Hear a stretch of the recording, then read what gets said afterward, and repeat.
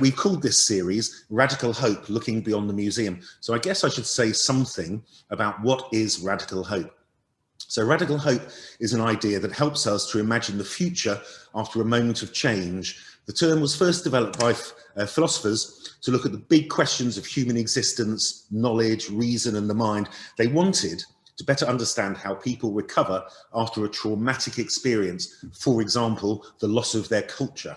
Now, philosopher Jonathan Lear illustrated this idea using the example of the experience of Chief Plentycoo.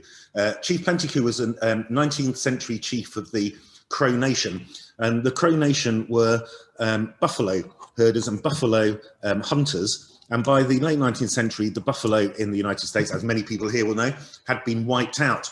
So what Chief Plentycoo had to do, what he was faced to do, was to with the end of their traditional way of life, was to reimagine their culture. They couldn't go back and recreate it because the buffalo were gone and the buffalo were not going to come back in the same kind of way. So radical hope is about reimagining culture and reimagining the future. So radical hope events in the museum aim to explore contemporary changes in museums and to reimagine museum practice. So on these events, we're focusing on how Western museums have relied on colonial ideas that have hidden or erased the many stories and ways of knowing in favour of promoting one viewpoint. The Reimagined Museum should be a place that supports all people to share their ways of knowing and to tell their stories. This series is led by researchers and global community partners from around the world, and we hope to unpick thoughts around colonial practice. So tonight's conversation is the second part of a kind of double act, really. So 2 weeks ago, we explored how the interpretation of artist interventions in museums affects the museum experience and encourages us to think in new ways or to see new perspectives. So on the balance of that, this evening's conversation, Let's Talk Labels number 2, explores museum interpretation from the perspective of those working in the museum on a daily basis. Now, these events are funded by Torch, which is the Oxford Research Centre in the Humanities, and we are recording this event and we will share it online after the event, and we'll put in some links into the chat about how you might do that. And we'll also be sending a follow-up email a couple of days after the event, which will also have that link. So if you don't get it, don't worry, it will be coming your way. Also, please keep your eyes open. There will be a survey coming, a link to a survey. We would really love your feedback. It helps us to adapt and change. We also look at the chat as a form of evaluation of the events as well. So please do ask us questions in the chat, and hopefully you will answer some of ours in the survey. So I think I've spoken for long enough. I think we'll now go straight over to my colleague Marenka and her Pitt Rivers Museum guests. Welcome and thank you everyone for joining us for our second webinar on Let's Talk Labels. Last week, with the help of artists Aiko Soga, Royce Eng, and anthropologist Daisy Bisnix, we looked into how we could expand and reimagine the interpretive museum experience. From our conversation, interesting points about multi-sensory interpretation arose, but also the fact that the physical limitations of the museum, i.e. the space has sometimes not been imagined and designed to host interpretation that is outside of very Eurocentric norms. And in the case of Royce and Daisy's exhibition, A Season in Shell, you may end up actually physically breaking the museum. If you weren't able to join us last week for the conversation, please watch it on YouTube. The link is in the chat. This week, we are bringing the conversation back into the museum, more specifically how decolonizing labels, language, and practice can happen across museum departments. As more cultural institutions have begun to think more critically and thoroughly on decolonization, anti-racism, their role within problematic histories, and their future, we have seen a proliferation of roles and job descriptions for curators of hidden histories, problematic histories, slavery and empire, etc. While these positions signal the sector's growing dedication towards change, it can often read as though these key persons are responsible for rolling out the entire decolonial program. However, for a real shift to occur and be embedded with institutions, every department and member of staff has to be able to see the processes of coloniality occurring within their area of work, how it has shaped the fundamentals of their position, and how to challenge and subvert it. Thus, today I'm joined with some of my fellow colleagues from the Pitt Rivers Museum to share and discuss how language, labeling, and decolonial thought have come into play within their different roles, and how our various roles interacted during this process. You will hear from Faye Belsey, the Deputy Head of Collections, Rebecca Plum, the Cloth Workers Conservation Intern working on the What's in Our Drawers project, Beth McDougall, Families and Communities Officer, and Tandiwe Wilson, our new Messiah Living Cultures and Taking Care Project Assistant and former Collections Officer for the Multaka project. Their individual short presentations will be followed by a conversation and then a Q&A session. Without further ado, Faye, over to you. Thanks, Marenka, for the introduction. So I just wanted to introduce today's talk a little bit with discussion with some contextual information about the way in which we organise and catalogue information in the museum and some of its pitfalls and challenges that are posed by the systems that we have in place, and how that kind of can make the decolonising intention that we all have and that we're all working to quite difficult in terms of how we translate decolonising ideas around, how we tackle some of the problems with the histories of how the collections came here into how we translate it into practice. And like Marenka said, really for that to happen, it needs to happen across all the museum departments. And the way that we do things perhaps need to change. But to change these systems can be quite tricky. And the systems I'm talking about in particular as Deputy Head of Collections are the kind of systems which we have in place, collections management systems, to categorise and to classify the information that we have about the objects. So I spend a lot of my time in my role across collections looking at our database systems, cataloguing collections on a computerized database, but also interrogating documentation from original documentation on ledgers, session entries, index cards, related documents and correspondence and letters. And I think that that's a good place to start, is by asking, looking at all of this kind of cataloguing, the way we organise information, and ask, well, why do the labels, the problematic labels that Marenka's been working with in the museum, why do they look like they do? Why is that information being privileged over other information? And I think a lot of the reason for why is to do with the quite Eurocentric westernized way that as an ethnographic museum, we still have to categorize and classify the information in quite a scientific way. So the database that we use, for example, we still have fields to classify things by type of object, by class of object. And we have fields by which we can say an object is from a particular cultural group. And some of those cultural group listings and the geography of where objects have come from, particularly colonial objects, has changed over time, or the cultural group names haven't changed, but what people maybe refer to has changed, or how people are referred to and choose to be referred to, want to be referred to, has changed. And also, if there's room in our cataloguing systems to accommodate other ways of knowing. So the fact that, an object, when it comes to a museum, isn't inanimate objects, particularly some of the problematic objects. So we may think about human remains, but also there are objects associated with spiritual beings and that have life in the object, that it's a problem that they're here in Oxford. And how do we articulate that in a database, which is asking us to still scientifically, in a way, classify things as a type of thing that needs to go in a box labelled as this type of thing in our museum store, and needs to be classified in this type of way for us to kind of extract the information about it and to organise it and to understand it and just to keep it in the museum. So I'm going to talk briefly with that in mind about an example from way back, from 2009, when I was a relatively young assistant curator, young in my career in ethnographic museology. So I was being trained as an archaeologist, which is slightly different approach to ethnography. Again, in the Pitt Rivers Museum, this idea of classification, which I know I'm going on about, but I'm a bit obsessed with, because we still classify things in our database.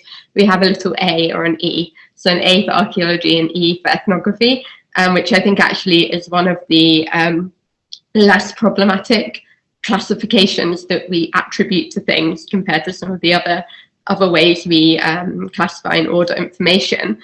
But these like early classifications determine how knowledge, ideas of knowledge, understanding of knowledge are ordered in the museum, and the classifications still kind of inform and hold bearing on the way that we do things today in 2021. So even in 2009, you know, these things were in my mind. I was kind of thinking about them.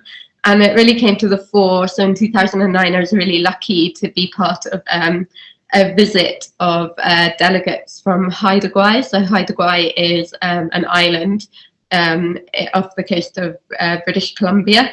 It's quite remote. And we have some really iconic pieces from Haida material culture in the museum. So the most iconic and most kind of notable one is the house post in the court of the museum, and a delegation in 2009 came from Haida Gwaii to look at the material culture that we have in the museum, and I was deputy head of collections then, acting deputy head. It was the first time I'd been involved in a big kind of source community Indigenous group visit, and it was quite a big deal for the museum, for me personally, and it was kind of quite life-changing for me, having, it sounds a bit dramatic, but having those Haida delegation of around 20 people come, there may have been a bit fewer, come and have a look at over 300 pieces, objects of their material cultural heritage here in Oxford. And during those visits, I was responsible for a part of, as well as coordinating the logistics of the visit, took a role in note-taking. So today, when we have researchers come and look at research the collection, we print out the information that we have available for them. So again, I was saying, you know, why do our labels, why does our interpretation look the way it does? And that's because often the information that we have about the objects is always prioritized or privileged information about where or how the object came to be in the museum. So about the person who collected it, in like what context, and more about the collector, and that's where the focus has been, and less about perhaps the people who made the object, the context, what the object was used for. So we maybe know less about those things than we do about how it got to Oxford and who collected it. And so this visit from the Haida, or from anyone actually, when people come to the museum, we're keen to not correct our information, but enhance our database entries with more context, to better understand the objects, their use, like why they're here, for them to become more kind of tangible, I guess. And so we print out the database entry. We share that information with, I mean, it's online. I say we share it, it's available. Anyone can go and have a look on our online catalogue. And, you know, that's the information that we already have. And often it might be really scant. It might not say much at all. Other times it might tell us a lot about the object. It's kind of varying levels of documentation that comes with an object when it comes to the museum. But, you know, it gets deposited in the museum, and then it has a life thereafter. And, you know, that as part of its life in the museum is another part of its kind of story. And then researchers come, delegates come, Indigenous communities come, people come, look at these objects, and then we're kind of trained, or at least at the time, 2009, so it was in my training to take notes when the Haida were looking at the various objects that we had out for them. And in my training, it was kind of, it sometimes feels like extracting knowledge. It doesn't feel very reciprocal sometimes, and it feels more about kind of getting as much information as we can about the object to enhance the database entry, to make that object more like meaningful, more useful as a kind of thing for research or for whatever. And so this visit by the Haida, I was a couple of days in. Okay, so in 2009, when the Haida came to visit, I was acting as a note taker. So part of my job was to take down, kind of listen in to the conversation that the Haida were having around the object, take notes. These notes would later be entered on the database, the museum database, and kept as a record, a related document for the collection as a whole. So I did that, and it was it was interesting because so the Haida group were made up of elders, young people. It was quite a dynamic group, and it took us a while to get into a kind of rhythm of the visit, and also for many of the Haida, some of them hadn't left Haida Gwaii before, you know, and to come to England, to come to Oxford, to a museum, to see objects from part of their material culture in a museum in Oxford was quite difficult for some. And yeah, I was really keen to record this information. So there were these sticks, and hopefully you can see a photograph of one of them now, and a carved stick with a kind of representation, figurative representation of a person, a head carved at one end.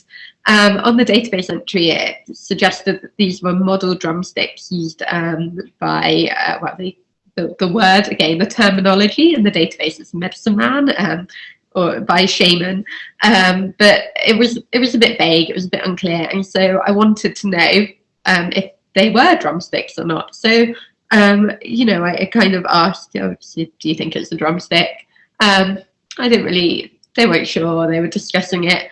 I asked maybe 2-3 times, and I realised, reflecting on the visit, we've reflected after each day, and then more generally on the visit as a whole, you know, it wasn't for me to ask that, it wasn't for me to push that, and it just wasn't correct of me, or good of me, good practice for me. I thought it was. I was in my training to find out what these sticks are, so I can write it on the database, and, you know, we can sort out that problem of classification. Do I classify it as under music, or do I classify it under ceremonial, or what do I classify it under? But actually, they didn't know. They hadn't seen things like this before.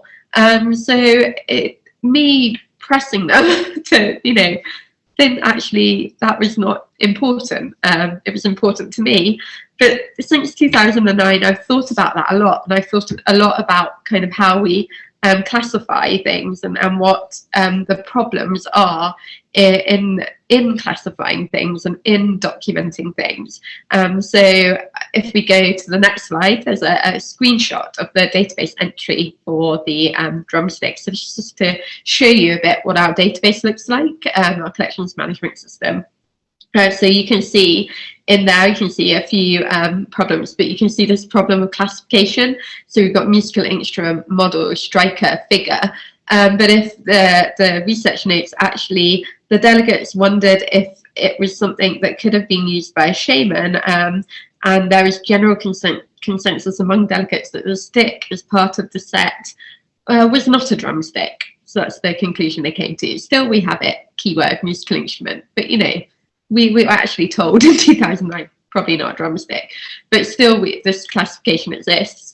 You can also see in the primary documentation field, Canada, Queen Charlotte Islands, Haida Indians. Well, the Queen Charlotte Islands, formerly the Queen Charlotte Islands, because they're actually not a sovereign state anymore. They're their own island. They're the Heidelberg Islands. So you can see the problems with the shortfalls of how things are documented, how things exist, and how then you end up with a label that is just incorrect, or is offensive, or is not appropriate. So if we move to the next picture, there's just a picture of the drumsticks as a whole. But if we move, so that there they are as a kind of bundle with just their accession number on that label. So moving on again, it made me kind of again think about how objects are labelled and numbered and things. So the next slide shows these are a selection of Haida objects. So and it just shows again, so we have the documentation on the database, but actually it shows the kind of scant disregard for labelling objects that curators had. So Harrison, who's a missionary, where most of these, he collects most of the Haida collections that we have in the Pitt Rivers Museum, and this is kind of like what is red paint effectively. So now if we were to label an object put the session number on it, you can see it on the salmon, the top picture, a little white number. It's a completely reversible process, so we could remove that number if we wanted to. Whereas here, it's kind of plastered in red capital letters in really prominent places on the object. What it is, who it's from, and when it came from. And it's really, so again in 2009, we had all these objects out for Haida people they'd never seen these objects before, and here they were, having been defaced, really, graffitied, and we'd had to present them like that, because we can't reverse this, we can't remove this label without causing damage to the object, which my colleague Rebecca will talk more a little bit about with her drawers project, which we're moving on to. And then also if we move to the next slide, so really this is a case example that I've taken from 2009, but relating to that, the Haida collection as a whole. So there's a display case in the lower gallery of the museum. It's called Rank and Status. And in it, it's just objects from Haida, including a button blanket from the Hudson Bay Company. So here there's various labels that I'm showing you. And you can see how kind of how reductive a label can be. So it just says, old Pitt Rivers Museum label, and in fact, the display label in rank, status and prestige on the northwest coast of America, it still captions the object, still has Queen Charlotte Islands in there. The focus is on the Hudson Bay Company. It doesn't really, it doesn't make any reference to the role that the Hudson Bay Company played in kind of imperialism, in the rise of global capitalism, and all of the kind of issues that came with the Hudson's Bay Company. It tells you, well, it was a trade blanket from the Hudson Bay Company, highly prized. I think it also said that somewhere, I can't see it now, so they're no longer worn. Well, actually, button blankets are really important in Haida culture and Northwest Coast culture. They are worn today. They're made today. They're worn at graduation ceremonies, children graduating from primary school, and we exhibited this blanket in an exhibition on trade, which I co-curated back in 2011. And again, this, it was an exhibition about trade. It still is hugely problematic in what was omitted from that exhibition.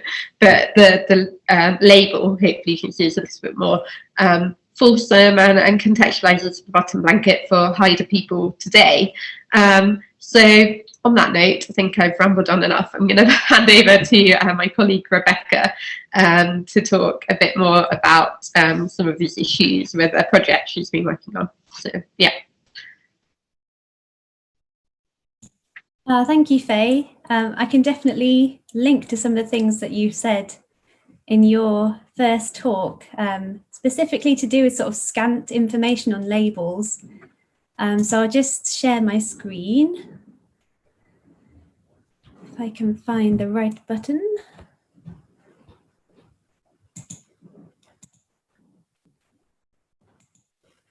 So hopefully you can all see that. So yeah, my talk will be a little bit of a case study about a specific object that I found in one of the drawers that I'm working on.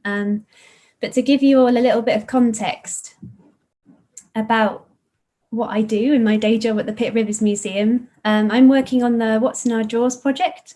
So this involves improving the display environment of objects which are located in lots and lots of drawers we have in the court and the lower gallery spaces at the Pitt Rivers Museum.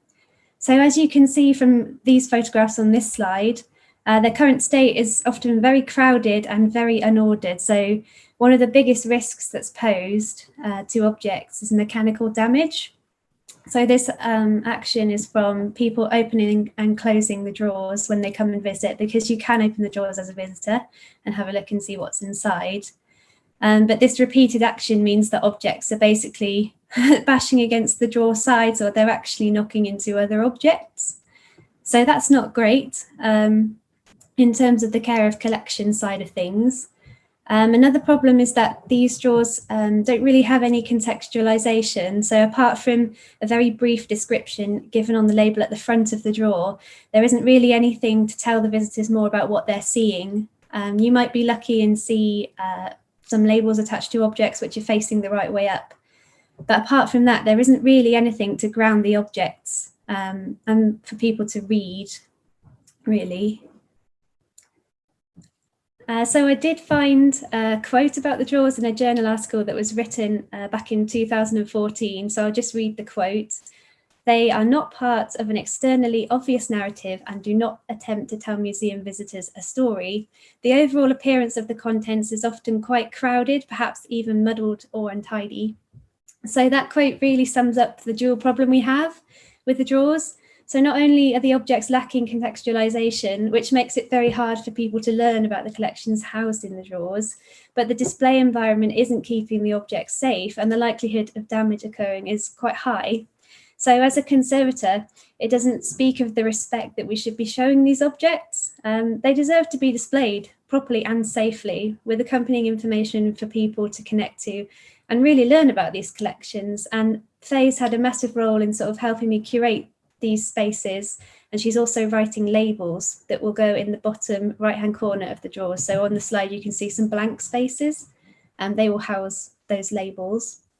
But my work with this project has also uncovered a number of hidden objects which specifically link to colonialism and the British Empire.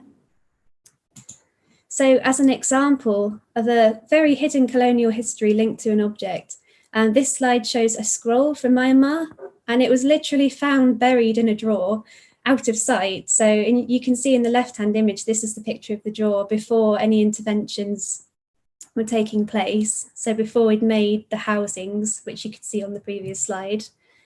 So it's a bit of a mess, really, to be honest. And there's no way that the objects can be seen sort of cohesively as one. They are literally just placed into a drawer and shut away. And so when visitors come to open those drawers, there's very little in the way for them to actually engage with, apart from the very kind of scant descriptions on that paper card you see. But really, it doesn't really do these objects justice to have them in a drawer like this. And so when I came to looking at this object, so the object you can see on the right-hand side, this is the scroll. And the first thing I noticed was the handwritten label on the reverse side of the scroll. So this is a close-up of that label. And it reads, "Taken from Boli, leader of the Kachins, Wuntho, Burma, Major R.C. Temple, 1894.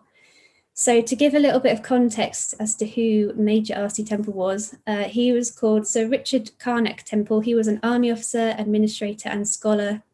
He served in India and Burma in the late 19th century and early 20th century. It was also interesting to read that he wrote extensively about the importance of anthropology. He said it could make a difference to a well-rounded colonial administrator, and even argued that there needed to be an imperial school of anthropology. But what really grabbed me was the word taken. I immediately had questions about how it was taken. So my first port of call was the museum's database, where I found a very short, sort of matter-of-fact description relating to the subject. And this read, paper belonging to Boli, the Kachin leader, who was killed at the taking of Wantho. So the Kachin people are an indigenous tribal group in Myanmar. But to me, to read that on the museum database, so bearing in mind that this information isn't sort of publicly displayed in the museum, it's on our database and staff can access it, and you might see it on the public-facing collections online databases. It's quite shocking, really, because it's obviously an act of violence. And I didn't expect to see that, I'll be honest. So the fact that the way in which it was taken was by force and through violence kind of really shocked me. And it made me think that if I hadn't looked up the object on the database, I wouldn't have known that at all. So it really brought home, you know, the importance of kind of looking for these things. So seeing that label, I questioned it and I thought, you know, the word taken, that's very sort of suggestive of something happening, but I didn't quite know what. So it brought it home to me that this object was pretty much hidden from view, and the information physically attached to the object was quite concealed and lacking in context. And it almost ignored its link to colonial oppression. So I wanted to know more. So I did some research into what happened at the taking of Wantho. So at this point in Myanmar's history, the British had hugely expanded their political influence in the country throughout the 19th century. There had already been 2 Anglo-Burmese wars, the first in 1824 to 1826, and then again in 1852 to 1853, and a third would occur in 1885. So I'm going to show you a photograph from 1891 taken at Wantho. So this image depicts the surrender of arms by the Wantho Sawa's rebel forces to the British authorities. The Wantho Sawa were the father and son team who gathered rebel troops to fight the British expansion, and they both pledged loyalty to the Kombaung monarch, having been raised within the Burmese court themselves. Accounts of Boli's death differ from the information given on the handwritten label. So in a book titled The Pacification of Burma, and you can see the sort of language, the colonial language used there. This was a book published in 1912 and written by Sir Charles Crosthwaite, who was the Chief Commissioner of Burma from 1887 to 1890. And he states that Boli was killed by mounted infantry in 1889, so that's 2 years prior to the date stated on that handwritten label. So there's really some room, really, for questioning how accurate the handwritten label really is, especially as we only read it from the colonial perspective. It indicates the need to make sure that object histories are truly reflective of events and perhaps most importantly, are not misleading. But nonetheless, this image is really striking, with the victorious and the defeated contrasting each other so starkly. And what happened here at this moment in time is so intrinsically linked to the scroll. It's the physical embodiment of this violent event. It's a part of its story that isn't part of the visible narrative of that object at the museum, due to the way the label doesn't really... This hasn't been an isolated incident, with stolen or looted objects also coming to light. Often these histories are mentioned on the labels, which are attached to the object, but they are really brief and they are missing detail, as Faye mentioned earlier. So there's even been an occasion where a label containing derogatory language has been uncovered. All of these instances have made me really think about the responsibility I have towards the collection, especially when it comes to redisplay.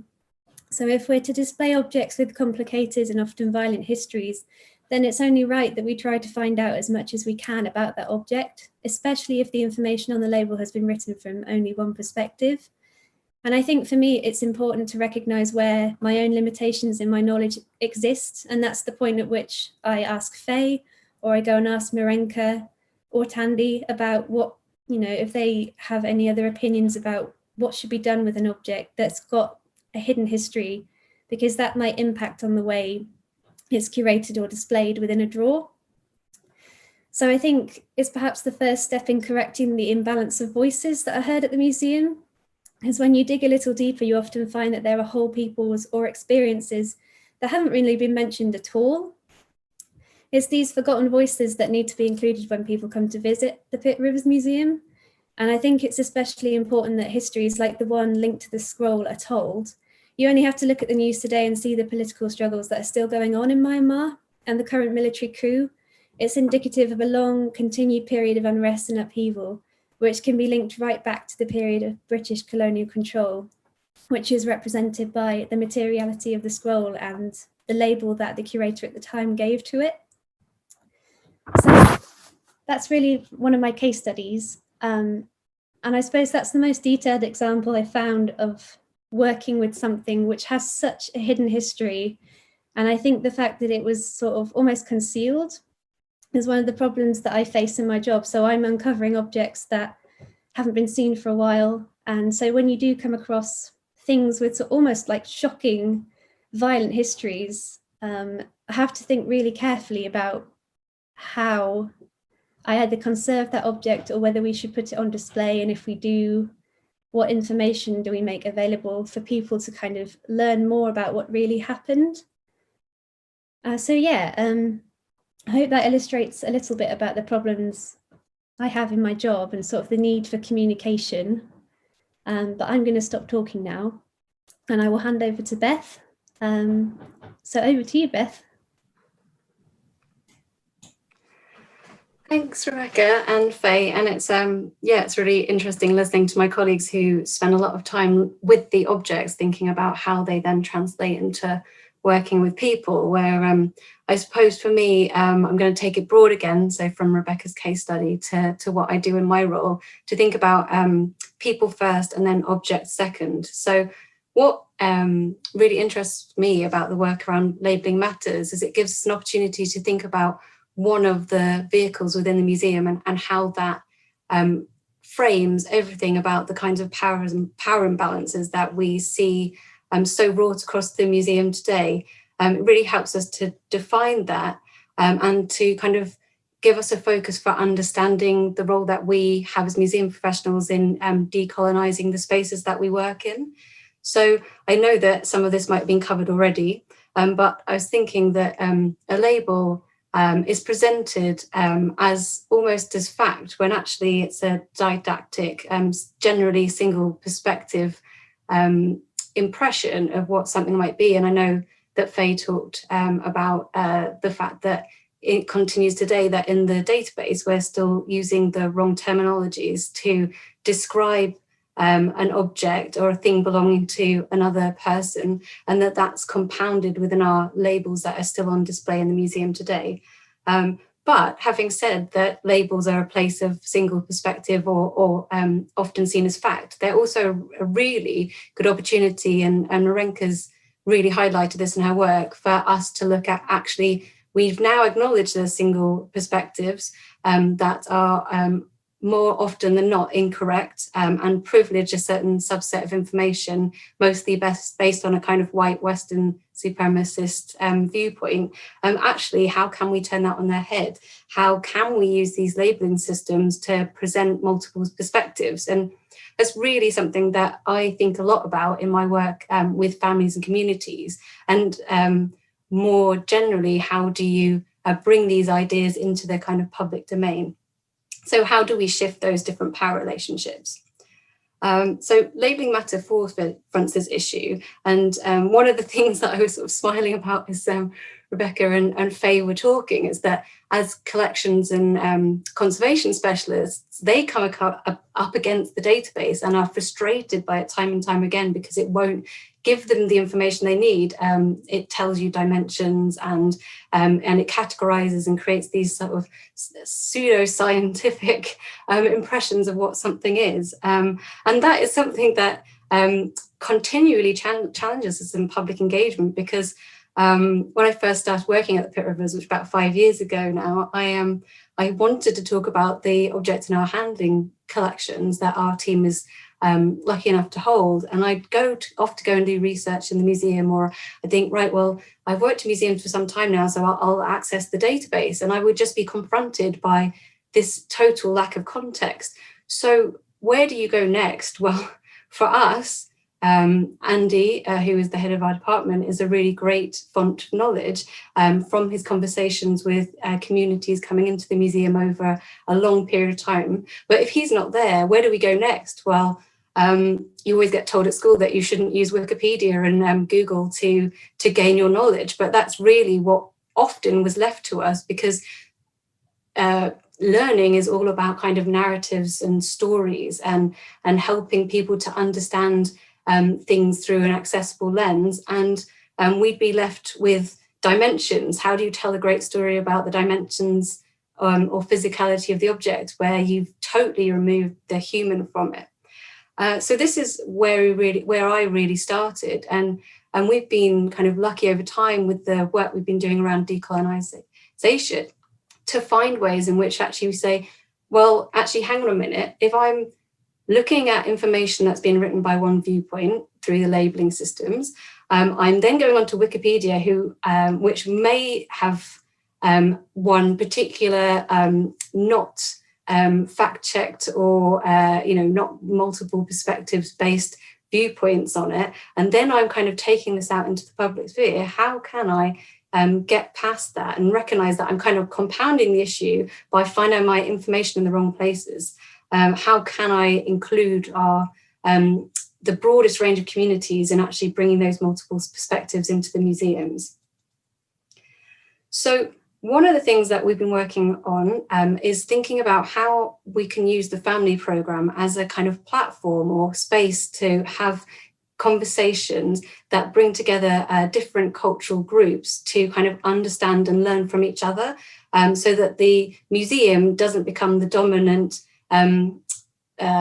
place in sharing information, that it actually uses itself as a platform for the people that have the knowledges, that have the multiple perspectives to talk about their objects and the things that we hold in the museum. And a really great example of this is I've been working with Snowflake Books, who are a Taiwanese and Chinese community-based kind of knowledge exchange and illustration and book-based publishers who work specifically to connect families in this country with families living in Taiwan and China to start those kinds of cultural exchanges.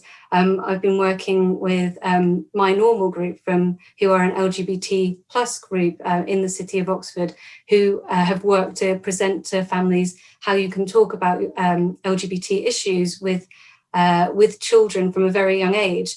I've been working with the Museum of Colour and the Windrush group in the city to kind of think about how you bring stories of Windrush, Empire, the African Caribbean experience into the museum in a way that makes some of these narratives that are totally hidden, purposely or not, from view when you come into the museum as an everyday visitor. So starting to think about actually how do we start with people first and then connect back to the objects that we have in the museum, rather than objects and database first and then people second. And I would say that this is kind of the start of a really long process that needs to be refined and changed over time, that certainly I'm still doing a lot of learning around, that has inspired me and the team and the community engagement team that I'm part of to think about, if we are bringing in platform and supporting people in platforming their cultures and creating this point of exchange, how do we stop that being an extractive process? Because as Rebecca and Faye have already highlighted, and Faye did really beautifully with the extraction of knowledge from the Haida community, how do I not fall into the same place within the work that I do with the local communities in Oxford City? And one of the things that I have been working on is with a Community Connectors programme, which is with Nicola Bird from the Community Engagement team in the main Gardens, Libraries and Museums at the University of Oxford. And a lot of that work around community ambassadors or connectors, we've just changed the name. If people have looked up our work on community ambassadors before, you might be confused by that. But how do we make sure that those relationships with our local communities are equitable partnerships? And the Community Connectors programme is working really hard to kind of take down those power imbalances that have so often been between local communities and museums, and also make sure that the people we're working with are not only being paid for their knowledges, but also gaining from the experience of working with the museum as well. And this has brought lots and lots of learning over time. And I know later in this series, we will talk about the Community Connectors programme in more detail. And I know that Tandy will probably pick up on this in her conversation with you in a moment. But it's one of the things that fascinates me the most is that kind of unpicking of those power imbalances, recognizing where there's these kind of internalized or racist structures that stop us even seeing where we're going wrong within the museum, where we're continuing to go down and compound a path that doesn't open up to kind of multiple perspectives, but continues to close down to privileging often a white supremacist lens. And kind of why I love working with the people that are on this call is that we have, and I'm sure we're about to go on to this, really great conversations about how we can unpick, test and trace and learn from all of you on the call today as well, how we can do all of these things better. Where I think things have been going really well are a couple of projects that my colleagues have been working on. So Beyond the Binaries, which is a programme with LGBTQIA+ community members, which is around community curatorship of and reassessment of objects that are in the museum collections today, and also contemporary collecting that actually really demonstrates the experience of people who are LGBTQIA. We're working with Messy Realities, which is a programme working with researchers and community members to create community engaged research that looks at the lived experiences of people who have multiple health needs. And finally, one of the projects that Tandy will share in more detail is Multaka, Oxford, which is all about working with people living in the city today who've come to this community as forced migrants and looking at collections and ensuring that their knowledges and perspectives are not only seen within the museum space in sort of temporary exhibitions and more transitory methods of communication and public engagement, but actually start to move from conversations in the museum to actually impacting the database, which takes us in a full circle of, if you have a database that has multiple perspectives in it, then you're bringing those multiple narratives, you're not compounding that view of having one Western perspective on all of the objects that are held in an ethnographic museum. So I'm going to pass over to Tandy so that she can share a little bit more about Multaka as a case study. So over to you, Tandy. Thank you so much, Beth. I'm just going to share my screen.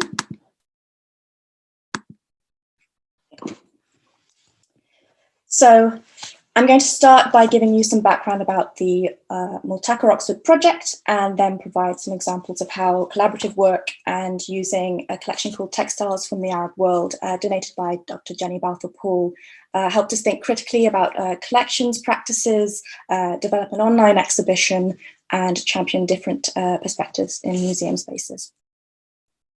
So Multaka Oxford is an inclusive volunteering project delivered jointly by the Pitt Rivers Museum and History of Science Museum, where we work in a three-way partnership with staff, volunteers, and the local community. And the project uses two museum collections, the Islamic Scientific Instruments of the History of Science Museum and the Textiles from the Arab World collection at the Pitt Rivers Museum, as a meeting point for people to come together and share expertise, knowledge, and skills. Therefore, we call it Multaka, because Multaka translates from Arabic to English as meeting point. So there are many benefits to working in this collaborative capacity. However, working at the Pitt Rivers, we are faced with a few challenges when implementing such work. Part of questioning our fundamental approaches in collections work is accepting, as my colleague Faye mentioned earlier, that we have and continue to classify and organize material using ethnocentric typologies which focus on the voice of the collector. And sometimes our labels and the database and database entries have missing or incorrect information. They may often lack context, have the potential to misrepresent or offend. And to counteract this, we've been doing a lot of work to address labeling, cultural group names, classifications, and facilitate opportunities for people represented in our museum to exercise agency and have their voices more centralized. While we understand diverse voices bring new perspectives, insights, often contribute additional knowledge and recontextualization that the cultural sector is incredibly keen to include, there is still this qualification argument that occurs. This conversation about whose knowledge is quantifiable, or who is ultimately qualified to give this information to the museum. So I'd like to share how we approach some of these practicalities and challenges when I worked with Multaka volunteers on textiles from the Arab World collection, which includes material Jenny Balfour-Paul, a researcher, indigo expert and artist, collected while living and traveling around the Middle East, North and West Africa, through the 1970s to 1990s. And the collection includes pottery, metalwork, photography, and textiles from Syria, Palestine, Yemen, Oman, Mauritania, Saudi Arabia, Egypt, Tunisia, Senegal, Gambia, Mali, and Sudan.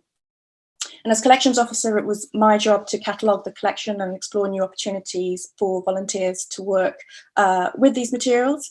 And part of this included enhancing the museum database, so essentially working alongside volunteers to develop new interpretations, which provided deeper understanding and appreciation of the collection. In response to the pandemic, this became a digital research role. The research undertaken during this period eventually became an online exhibition, with volunteers' tastes and interests being the deciding factor for which objects and textiles would be included in the final exhibition. So, weaving connections, local perspectives from the Middle East, North and West Africa is a great example of co-curation and how this work translates in a curatorial capacity as a multivocal, polyvocal exhibition incorporating research and first-hand experience from 4 curators, 15 volunteers, and the collector Jenny Balfour-Paul herself. The exhibition itself is completely interactive with lots of ways of navigating and journeying through online galleries. I highly recommend visiting the Pitt Rivers website and having a look. Just a note to say that it is online only, so these objects aren't on display in the museum. There are lots of buttons where you can read participants' responses to exhibition items, watch recorded footage, and learn about how people made, used, and wore these items. So we found the process of including lots of voices incredibly fruitful. And that Jenny Balfour-Paul's research, supported by these many perspectives, revealed multifaceted and new narratives. What you're looking at here now are 2 pages from the exhibition catalogue that demonstrate the range of information that you can see in the exhibition. We included photographs from the museum, photographs from Multaka volunteers, notes, videos, poetry, and drawings, all touching on the contemporary relevance, cross-cultural connections, and personal stories these objects and the collection held. I'll also add that the designers Creative J were very present throughout the entire process, being at all our meetings and including the consultation process with Multaka digital research volunteers, and were incredibly supportive. During the consultation process, we had conversations with digital researchers about ensuring balance using non-hierarchical interactive buttons. We spoke about the inclusion of landscapes and how we were going to credit volunteers. We also discussed how myself and Faye would input their work into the museum database. Unfortunately, something that did come up which we were unable to achieve simply because of timing and funding was the use of multiple languages for accessibility. I would also say that because this exhibition had such a quick turnaround, just under 3 months, there wasn't enough time to work with digital volunteers on every stage of inception, design and promotion, which was a shame. Regarding the title, the curators found this one of the most difficult decisions, taking months, and we only decided on this final title a week before the launch. It took so long because we worked as a committee.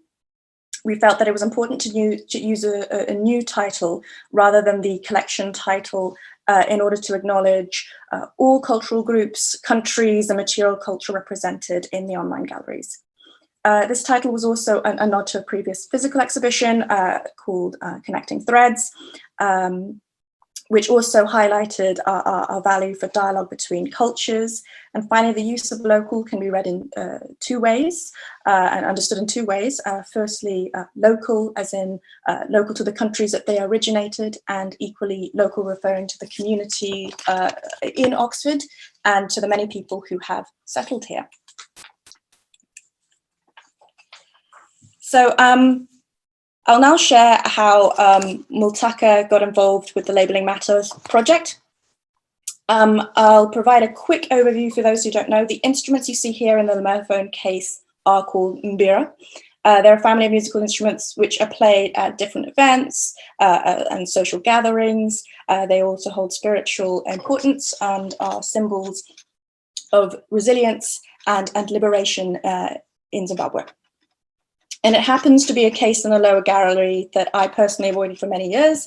Although it's filled with these lovely instruments, there's very little information, and other than colonial place names, sort of like Rhodesia, sort of staring back at you from beneath the glass. Marenka spoke with myself and Multaka volunteer Tabo, and we took some time to think about how to approach the conversation for the display intervention and how best to address the historical and cultural importance of mbira. The film response included a musical performance by Miles and Kube, while Tabo and I provided some reflections as part of the Zimbabwean diaspora and with Shona Heritage. I really do recommend that you go to the Pitt Rivers website and listen to In Conversation with Tabo Muller, because he's incredibly eloquent, a brilliant storyteller, and unravels this very long, complex story of creative, intellectual, political, spiritual, and social significance. So in closing, I'd like to say that my experience in the project taught me a lot about the practicalities involved in the Pitt Rivers guiding principles to respect relationships between people's pasts, presents and futures, and respect objects, and respectfully listen to all our stakeholders and audiences. Because it's entirely impossible to theorize the best methods and ways for working equitably. You have to go through these challenging conversations and allow space for new thought. And my takeaway is that it's a matter of listening. And again, as Rebecca said, accepting your limitations and knowledge sometimes and asking, and also having the strength to accept that this is just part of the process of how we're going to revisit collections and curatorial practice. Thank you. Thank you, all the speakers. You guys were great, and thank you to the audience for bearing with us with our technical glitches. But now we're going to go into our discussion / Q&A session, and I see that we have some great questions that have been asked. I'm first going to just kind of pose a question to all of the panelists, and my question is, I think, Beth, you talked about putting people first and about people-centered practice. And I just wanted to ask, how do you think in your kind of individual roles, you can kind of make changes? And I know they might be small changes and that's fine, but how could you make changes within your specific roles to put people first? Thank you, Marenka. That's a really great question. And yeah, I did say people first and collection second. And what do I mean by that? Well, to me, it's that often when you're looking to start projects, particularly when you're looking to kind of fund projects with our, the funders that are available to us, we often within museums start with collections first. And we say, oh, we'd really like to think more about this collection, or we don't have the knowledge for that. So how can we build on that knowledge? And therefore we think collections first, and then we go, right, who can be the partner for that? And often that, particularly when you're thinking around decolonizing and you're thinking, actually, I really need to decolonize my museum, right? I found the most problematic objects within the collection, so I'll start there. And then you invite the community into the conversation second. First of all, that can be quite triggering to the community members themselves, but also it could actually just be of like no interest to the people that you're working with as well. So actually by building long-term relationships, sustainable relationships that are with your local communities, so with our communities in Oxford City, but also with our global partners, then we're in a much better position to work together to find out which objects we'd like to talk about. So I suppose by putting people first, you're actually creating those that ability to co-produce, to choose together, and to kind of forefront not only sometimes difficult histories, but also to see where people might want to talk about the joy that they experience within their communities as well. So it's like, actually, instead of going, I'm the museum professional, so I know the collections really well, and so I know what you want to talk about, you say, actually, let's build the relationships, let's start the conversation. Are there any objects that can support us with that conversation? And I suppose in some ways, the Pitt Rivers team are incredibly lucky in the fact that we have the ability to work across so many different conversations with so many different peoples. And, you know, that's what keeps it exciting as well. So I'll pass on to somebody else. I couldn't agree more, Beth. I think collections work can be very isolating. You're often organising things or sat in front of a computer for hours at a time. And I was very lucky with this role because it was very different. I was sat right in between the collections department and volunteer services. So I was always, you know, working with people and talking to people, having conversations and consultations that informed all of our work. And I couldn't imagine working in another way now, like going back to, you know, going to the storeroom and just poring over collections, but not having that sort of interaction.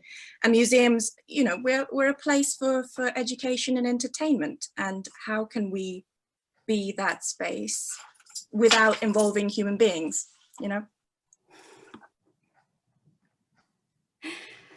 Yeah, I would agree with my colleagues, and you know, where I sit from collections in the collections department, where often we become quite obsessed with, as I said in my talk, you know, categorizing things and classifying things and putting things into categories, because the systems that we have in place kind of force us to think like that. For me, you know, the issues with what you then gain from reading an object through that kind of lens of a database is you miss the kind of the tangible elements of the object, the stories. So, you know, they're behind glass in the same way that they're in this database, whereas in the example I gave from 2009, you know, it's a long time ago now, but it was then for me that those objects really came to life and really like had new meaning, and I could engage with them more. And that was really, that couldn't have happened without the hider being here to tell me about those objects and for me to experience it in the room. And I think even since 2009, lots has changed, you know, that kind of, we're questioning the curatorial voice more, like why should the curator be the one to kind of have the voice in an exhibition, and be the expert, and there's been a lot more co-curation, you know, like what Beth does, with engagement, with community engagement, Indigenous engagement, and arguably, you know, there should be more Indigenous curators and roles in the UK looking after these collections as well. So yeah, I think things are changing, where the focus is shifting on people, but equally, you know, we do have to kind of be guided by what we have in our collections, in terms of like what people, you know, we engage with, because the objects are kind of the springboard for that as well. But I think the work that Marenka's doing, engaging more contemporary artists, and thinking particularly now about what we acquire, what sort of objects we might acquire and add to the collections, like why actually acquire objects, like if you're just going to catalogue them and put them in a storeroom, whereas you should really acquire things with a mind to display them and use them, and let them tell stories about the people who made them. And I think that's some of the work we're going to be doing and incorporating into our permanent displays, because those contemporary voices of these living cultures are kind of missing at the moment. Yeah, and I was just going to say, I know Marenka's going to say the next question and get us thinking that, but it's true that, you know, I've had the opposite issue where it's been about people first, and I've built really close relationships with the local community, and then we've come into the museum and the collections haven't been there. And that's particularly thinking about working with African and African Caribbean communities, that actually when we've come into the spaces, then I've been like, I'm really sorry, but actually we haven't got your community's objects on display. And then when you think about the collections that we hold in reserve, they're also not represented there, or they're with other museums on long-term loans, and it is that really difficult conversation where you say, well, actually, like, we are really interested in the opportunity for us to work together and for you to have the opportunity to kind of self-represent within this museum, but actually I'm really sorry that we can't necessarily find a way in through the collection. Having said that, because you're in conversation, then you know, as a group, we're going to say, well, actually, there's lots of African objects that can help us think through how we can have these conversations, because those objects travel with people to the Caribbean as well. So it's just having those various different routes in, and it's like, don't forget we have to think through the collections, but also you know, by privileging people first, then that really helps us to explore as many different options for storytelling and perspectives in the museum as possible. Back to Marenka. Can I say something? Oh yeah, Rebecca, go. My internet died, but hopefully it will be okay. But in terms of sort of the people first, object second, I think as someone who like works with materials and objects a lot, it's always so valuable to hear from the people who perhaps made them or know how they're used, because sometimes it's just something that we as conservators aren't sure about. Like, scientific analysis will get you so far, but if you don't have the community involved perhaps, or you just don't have the connections you need to ask the questions, maybe about a residue that's on an object, should that be left on an object, should it be removed, is it bound together, that kind of thing. I think it's only a good thing, to be honest. And I think I've seen a lot more sort of co-curation, obviously with the work you guys have been doing at the Pitt Rivers, but there is definitely more room for that within sort of practical object conservation. Absolutely. So I hope we can facilitate that more as we move forward. Thanks. So I've also seen quite a few questions about kind of, we talk about putting people first, but also, you know, questions around the idea of training, right? You know, like, how do we then train our staff? And that's something that came up in, I think, both Faye's and Rebecca's talk. Because I think, Rebecca, you said something about, like, you know, you realize that this is also kind of your responsibility of how, you know, responsibility of care for some of these objects as well.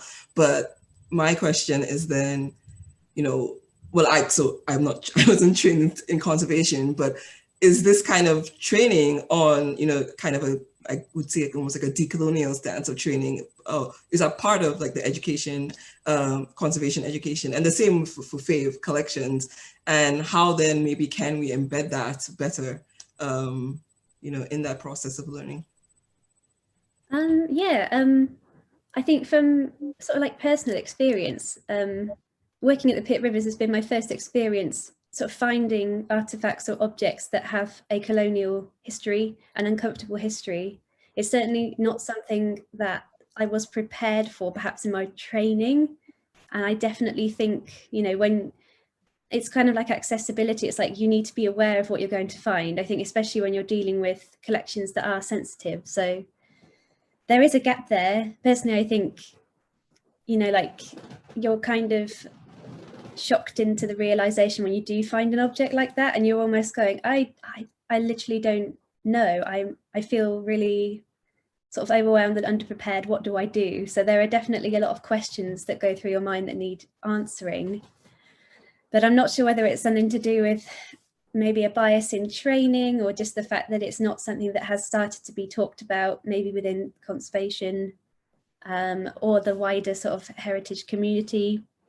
I think way more needs to be done at that level. So when you do move through to like work or other things, you at least have the thinking patterns and the questions in your mind that you may find these things.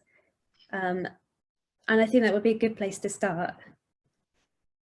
Yeah, I'll hand over to Faye though.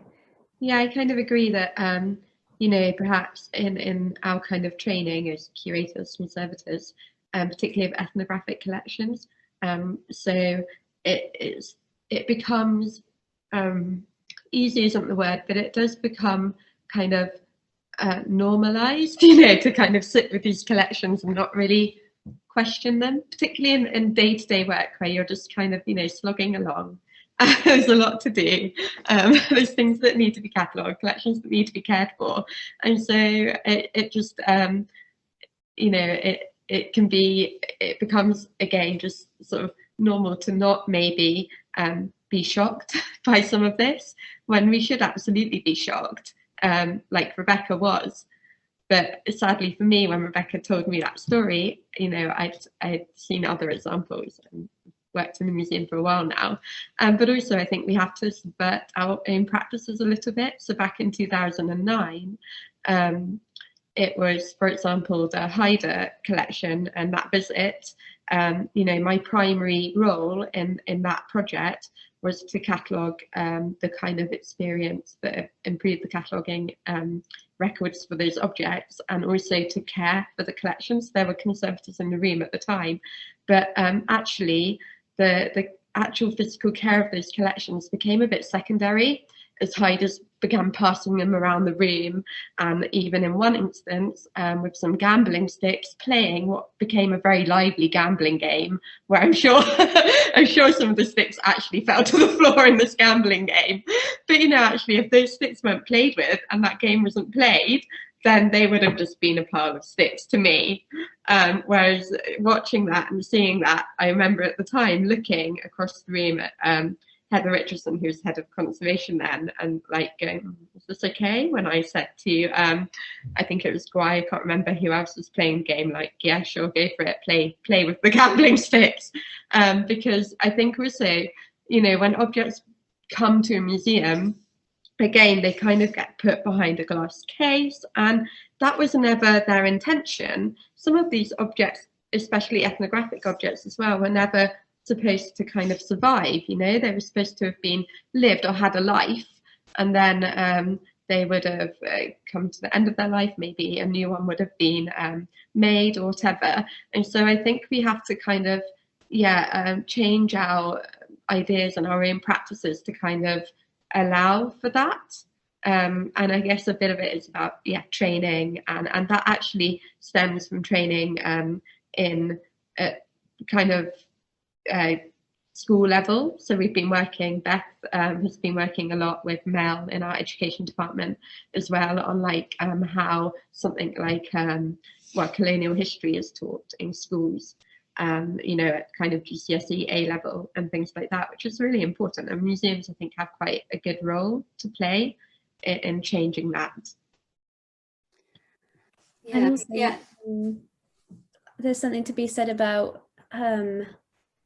increasing the outreach through schools and like educational institutions. I think that's really going to be important to help increase the diversity within our own workforce too, because if you don't know about maybe conservation or curation maybe at that stage, then it might just bypass you, and the people that might be interested but may not have heard of a career in a museum like this may not get the chance to kind of contribute, I guess, and you're kind of missing out a whole generation of people who might have been interested and might have had some like really, you know, valuable insights to add.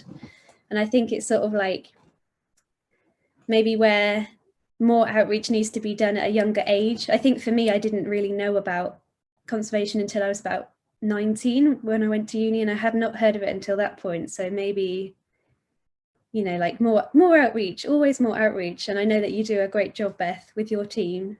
But there's like, it's like a never-ending job, isn't it? It's like, how do we reach the maximum number of people possible?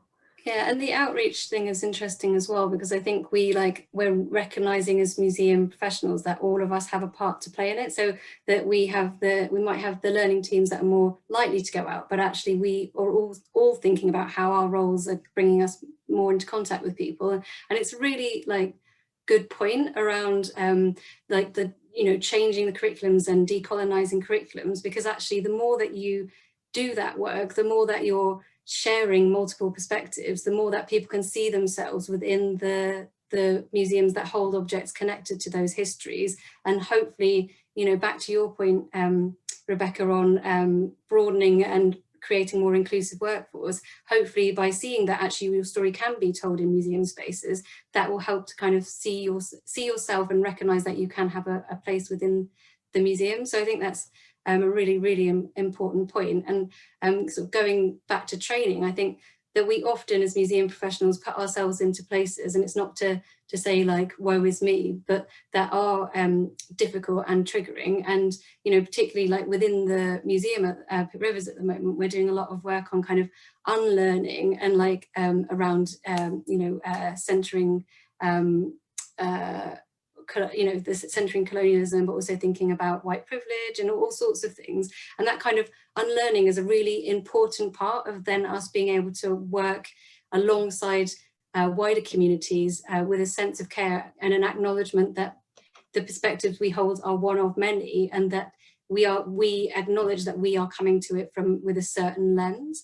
And I wanted to kind of pick up, and I know that Laura has mentioned this in the Q&A, but about that kind of relationship between people and things. And I think this is something that Marenka can talk really well to. So I'm sorry to put you on the spot, Marenka, but the idea that not all cultures see that like distinct separation between people and things, that actually some of the things that we hold in the museum are actually people, they're actually ancestors, and you know, our approach to that. So hopefully that's an okay thing to ask you, Marenka.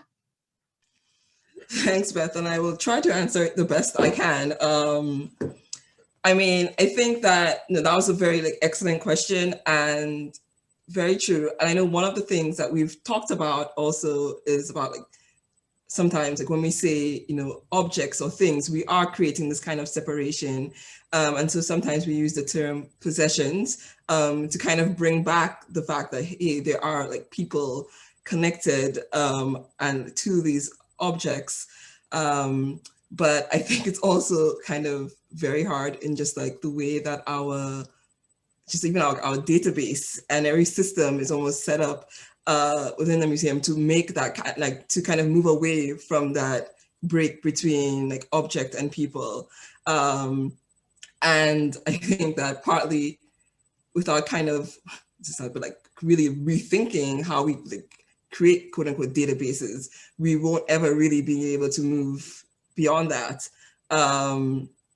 And that's something I've been thinking a lot about in the new collecting that I've been doing that somebody mentioned, I think it's Beth, is that when we bring in these kind of new objects, how then within the actual acquisition and writing up of, the kind of process and contracts of how these objects come into the museum, is writing into that the idea that these are not just simply, as we think, things or objects, but actually they have this much longer lifespan and these people around them. I think people who created them, but people in the future, in the past, I think, and it has to almost encompass all of that within it. And I'm literally right now currently trying to figure out how to write up that process to illustrate all that. And the only way I can do that is by sitting down. I'm sitting down with the indigenous artists that I'm working with and talking through all the points. It's just of kind of, there's this sentence in this contract that has so much jargon, but we also have to which I can't understand. We need to break that down. But then, and when we finally figure out, hey, what is this saying? Then we be well, no, that is not actually how we see said object. Especially when collecting from contemporary artists, because we then call it quote unquote, we call it art.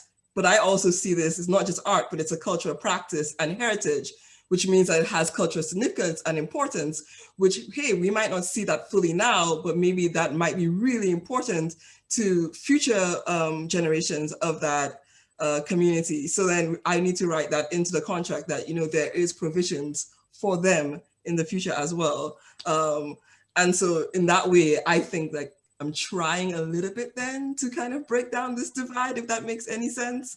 But as I said, I'm in the middle of it, and it is hard, but it's actually really fun. But it also just made me realize how much of all our systems and every step of that process is created to almost block that connection between people and things, which you don't really think about, because we think of a museum as people come to see objects. But I do wonder if this issue we have with trying to capture everything is like a museum issue whereby actually some stuff doesn't need to be captured, you know, like it just happens, or whatever. Like obviously a lot does have to be captured, but how you capture it and then like for what purpose, and to think that object lives, so like an object had a life and then it came to the museum and then it doesn't really have a life because it's here now.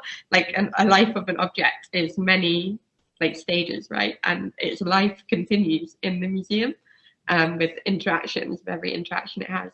And I think like it came up in the chat, or it was a question about contemporary artists as well, and like what we do with kind of capturing that and how we'd categorize it. So, you know, our database has a really stupid categorization. We categorize things as either A, archaeology, or E, ethnography. Like, why? And what? Like, what even, you know, is ethnography, archaeology, contemporary art? Like, how does this all fit? And what's the use of those categorizations? But I think we're beginning to do more with contemporary artists. Marenka, Andy has had a lot of experience, and so we're kind of learning.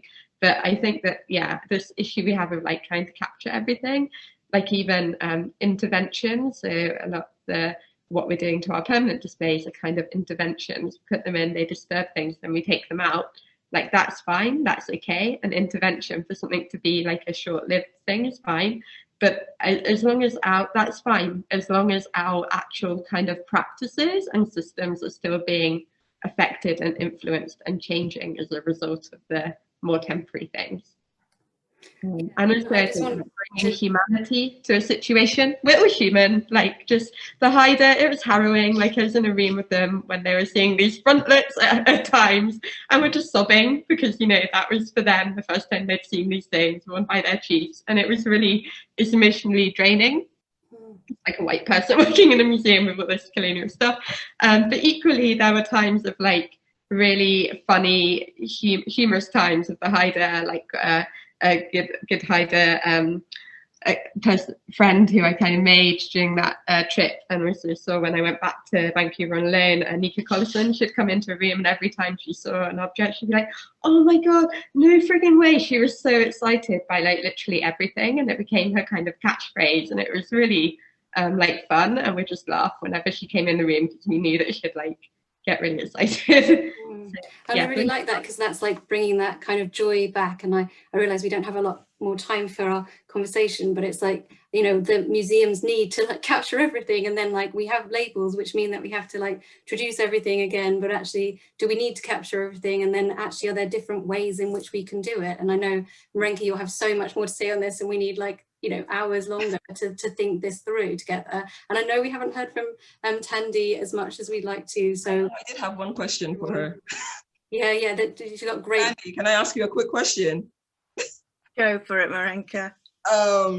So I think in your presentation you talked about the weaving connections online digital exhibition, and I remember you mentioned talking about kind of using non-hierarchical symbols within that.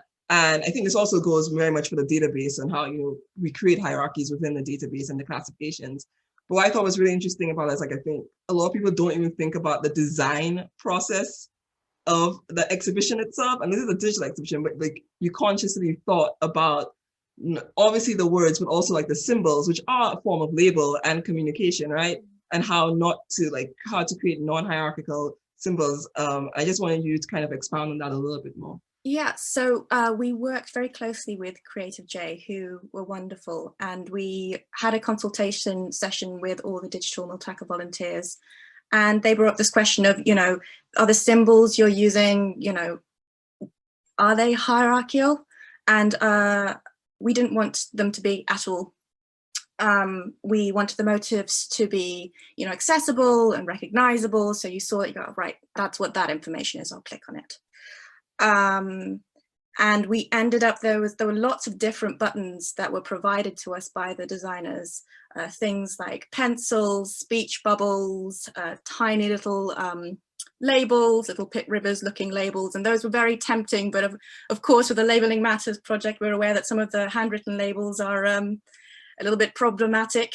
So we were wondering, does that translate in a digital atmosphere? And we ended up we ended up choosing speech bubbles for information or research that volunteers and Jenny Balfour-Poole herself had. And we used this I button, which caused a little bit of an issue because we were wondering, I for information, is that hierarchical? But we used that in the end because it was just clear, it wasn't cryptic, that it was just some extra information on the side, which complemented everyone's incredible research. And that was used where any of the 4 curators wrote information, just extra little tidbits here and there. Great. I think I'm going to have to stop you there. I mean, I think there's a lot more conversation to have here. There's a whole load of questions, and I'm sorry to people whose questions we just didn't get around to asking because there were just too many of them.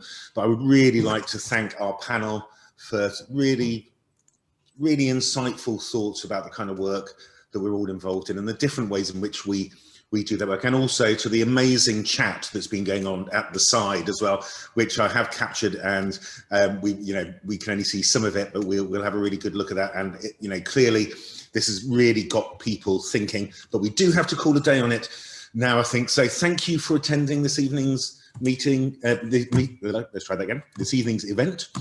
Please do fill in the survey. Link's going to come up right at the end.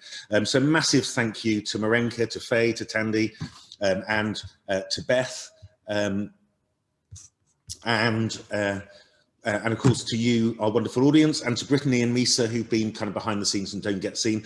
Our next event will be on Wednesday, the 10th of March, part of a collection of events called Living Cultures, and examines an ongoing relationship between Pitt Rivers, representatives of the Maasai in East Africa, and Insight Share, a British NGO. You can book it now. And one of the questions which we didn't get to answer from Ashley about how we address information that comes in from impacted communities. That talk in 2 weeks' time, that's exactly what we're going to be looking at. We don't know the answers, but it is a journey that we're on and many museums are on, and it's a really exciting thing to be a part of. So please do join us in 2 weeks' time, and today's event will be on YouTube, probably by the end of tomorrow, certainly by midday Friday, with most or all of the glitches removed. Thank you for your involvement and have a great evening. Good night.